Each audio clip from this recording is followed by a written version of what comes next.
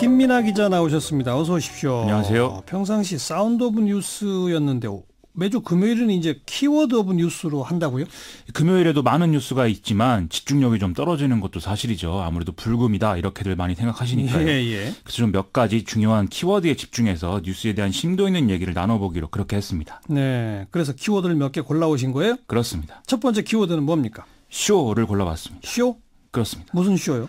어제 마이크 폼페이오 미국 국무장관이 방북을 해서 억류돼 있던 한국계 미국인 3명을 데리고 돌아왔죠. 예. 도널드 트럼프 대통령 부부가 공항에서 직접 이들을 맞이를 했고요. 부통령 부부에 존 볼턴을 비롯한 주요 참모들까지 모두 총출동하는 그런 상황이었습니다. 새벽 2, 3시 이때였다면서요? 그렇죠. 예. 이 가로 세로 10m짜리 대형 성조기까지 딱 등장을 했었는데 잘 짜여진 쇼와 같은 느낌이었다라는 것이죠. 네.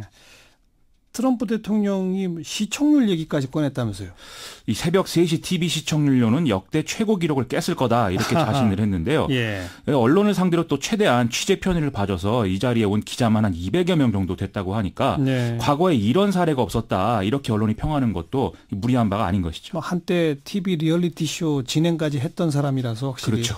쇼 그리고 시청률 이런 감각이 있는 모양인데. 그거 중심으로 판단하는 모양입니다. 근데 정치적 효과는 분명히 있잖아요.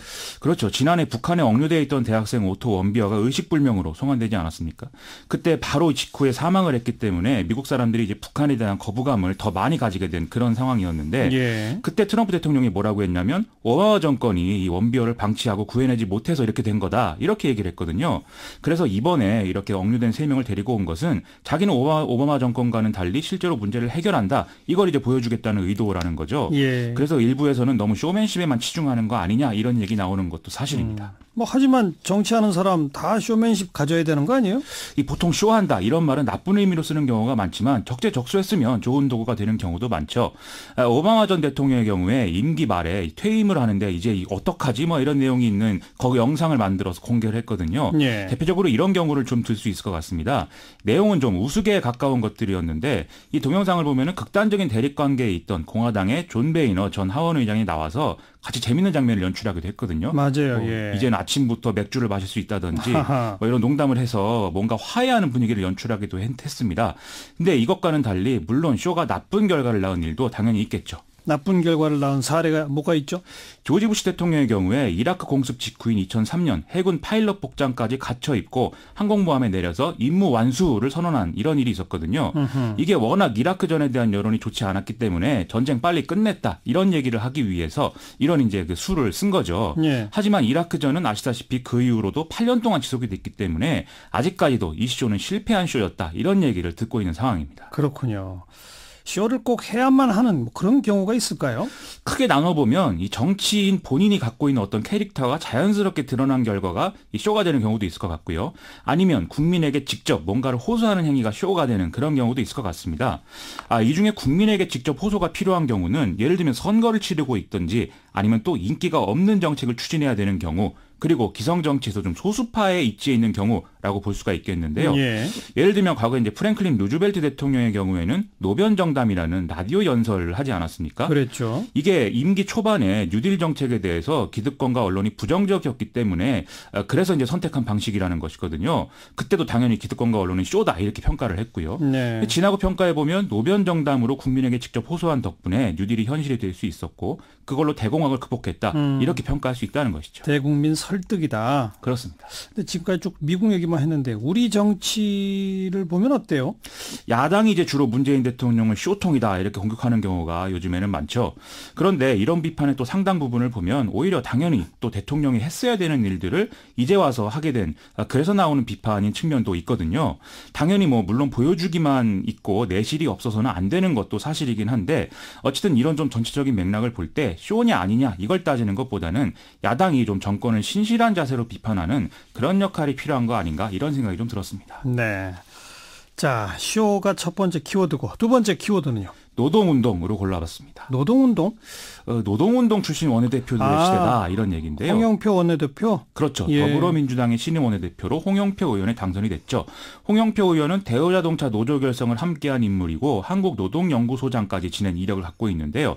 현재 카운터 파트너라고 볼 수 있는 김성태 원내대표도 한국노총 사무총장 출신 아니겠습니까? 예. 그러니 여당과 제1야당 원내대표가 모두 노동운동 출신인 상황 우리가 맞이하게 된 것이죠. 노동운동 출신들 지금 정치권에 여럿 있잖아요. 그렇죠. 당장 김영주 고용노동부 장관도 한국노총 금융산업노조 출신입니다. 그리고 한국노총 위원장 출신인 장석춘 의원은 자유한국당에, 이용득 의원은 더불어민주당에 몸을 담고 있는 이런 좀 상황도 있는데요. 네. 또 김문수 서울시장 후보 같은 경우에 한일도르코 노조 위원장을 했고 서울노동운동연합 활동으로도 잘 알려져 있죠. 지금 노사정 위원장을 맡고 있는 문성현 위원장도 민주노총 금속노조 뭐 이런 출신이고요. 그렇죠. 그 외에 이제 뭐 주요 기관 등에 여러 명이 또 포진해 있는 이런 상황이라고 보겠습니다. 지금 쭉 정치권 인사들 명단을 불러주는 걸 들어보니까 노동운동 출신들은 주로 진보 쪽 정당에 있는 줄 알았더니 자유한국당에도 여럿 있네요. 그렇죠. 정의당의 뭐 심상정 의원이나 노회찬 원내대표도 있지만 노동운동 출신들이 뭐 특별히 진보 정당에만 집중돼 있다 이렇게 보기는 어려운 상황입니다. 이렇게 된 이유가 또 있을 것인데요. 일단 진보 정당이 현실적인 영향력을 갖추게 된 시점이 적어도 한 2003년 이후 이 정도로 이제 봐야 된다는 거. 그래서 그 전에 정치권에 입문하는 경우에는 기성정당에 이제 몸을 담게 되는 경우가 많았다는 거죠. 예. 그리고 또 하나는 한국노총이 한나라당과 정책 협약을 맺었다. 이런 이 시기도 있었다는 점을 꼽을 수가 있을 것 같습니다. 예. 한국노총이 그 2007년에는 이명박 전 대통령 지지했었죠? 그래서 이제 참 특이하다 이런 평가도 많이 나왔었는데요. 아이러니하게도 그때 위원장이 뭐 방금 말씀드린 더불어민주당 이용득 의원이죠. 아, 그래요? 그렇습니다. 김성태 원내대표도 이때 정책 협약을 계기로 한나라당에 뭐 몸을 담게 됐다 이렇게 밝힌 바도 있었는데요. 한국노총은 1997년 대선에서는 또 김대중 후보 당시 후보를 지지했고 지난 대선에서는 문재인 대통령과 정책 협약을 또 맺었죠. 그리고 바른미래당에서 개별적으로 활동하는 노동운동 출신들도 있는데 예. 이 점을 좀 종합을 해보면 명확한 정치적 노선에 따라서 지지 후보를 판단하는 그런 흐름보다는 다소 실리적으로 접근한 사례가 더 많았다 이렇게 봐야 될 것 같습니다. 그렇군요. 또 그래서일까요? 이렇게 정치권에 진출한 노동운동 출신들은 많은데 이 사람들 덕분에 노동운동이 힘을 발았다는 평가는 별로 없잖아요. 그렇죠. 오히려 냉소적인 반응이 또 많은 게 사실인데 예. 노동운동 출신들이 정치권에 들어간 이후에 비정규직이 좀 확산이 되고 전반적인 노동 조건은 더 험악해진 게 아닐까 이런 생각들이 많다는 겁니다. 수치를 봐도요. 노조 조직률은 여전히 10%대에 불과한 상황들이 이어지고 있고 그중에서도 특히 비정규직은 2% 내외에 고착화돼 있는 그런 상황이라는 거죠. 그렇다고 해서 뭐 진보 정당이 어떤 희망을 줄 수 있는 그런 상황도 아니지 않느냐 이런 얘기 나오는데요. 실제 한국노총이나 민주노총에 소속돼 있는 조합원들의 투표 성향을 분석해 보면 뭐 상대적으로 진보적인 세력에 대한 지지가 좀 더 나오긴 하겠지만 일반 국민들과 크게 다르지 않다 이런 분석 결과도 있습니다. 예. 자, 마지막 키워드는 뭘 꼽아오셨습니까? 몰카를 꼽아봤습니다. 몰카? 요즘에 몰카 관련 뉴스가 참 많죠. 홍익대 미대 남성 모델이 쉬고 있는 동안 사진을 찍어서 뭐 워마드라는 커뮤니티에 올린 사람이 경찰에 의해서 특정이 됐다. 맞아요. 이런 뉴스도 나오고요. 예. 이 사람은 뭐 사이가 평소 좋지 않았던 여성 모델이라고 하는데 증거인멸의 우려가 있다는 이유로 경찰이 구속영장까지 신청할 예정이다라고들 하죠. 고등학교 기숙사 몰카도 있었잖아요. 그렇습니다. 지난 2010년에 촬영된 것으로 추정되는 고교 여학생 기숙사 몰카 캡처 사진이 텀블러라는 사이트에 올라왔다는 건데요. 이 학교 학생이 자기 학교다라고 생각해서 신고하면서 이제 수사가 시작이 된 거죠. 해당 학교는 오늘 학부모들에게 안내문을 보내서 자기 학교가 맞다. 그리고 이제 기숙사 뒤쪽 숲 외부에서 촬영한 걸로 확인됐다. 이렇게 설명이 됐는데 예. 누가 촬영했는지를 두고도 우리 학교 출신 졸업생이 아니냐 이런 가능성 등이 제기되고 있는 상황입니다. 예. 경찰은 이 영상을 아동음란물로 보고 최초 촬영자와 유포자, 단순 소지자의 악성 댓글 게시자까지 다 수사할 계획이라고 강조를 하고 있습니다. 경찰이 제대로 수사를 하고 있나요, 근데? 이게 이런 사건의 경우에는 경찰이 제대로 대처하지 못해서 또 비난을 사는 경우가 많았거든요.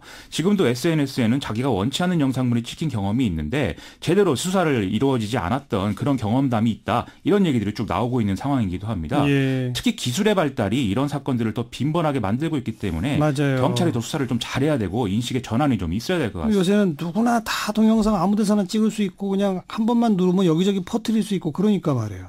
더군다나 요즘에 뭐 촬영이 가능한 드론을 뭐 갖다가 아이고. 띄워서 여성이 혼자 살고 있는 집 내부를 몰래 촬영하라고 한 이런 사건들이 보도되기도 했죠. 예. 그리고 머신러닝 기술을 발달을 뭐 악용해서 음란 동영상에 뭐 특정인의 얼굴을 합성하는 경우도 있다는데 이게 거의 실제 영상과 구분하기 힘들 정도라고 합니다. 그러니까 이건 뭐 수사기관이 아무리 열심히 대응해도 사실 완전 근절하기는 불가능한 거예요. 그렇습니다. 제도적 대안이 물론 필요한 거지만 기술 발달을 다 따라갈 수가 없는 것 또한 사실이라는 거죠.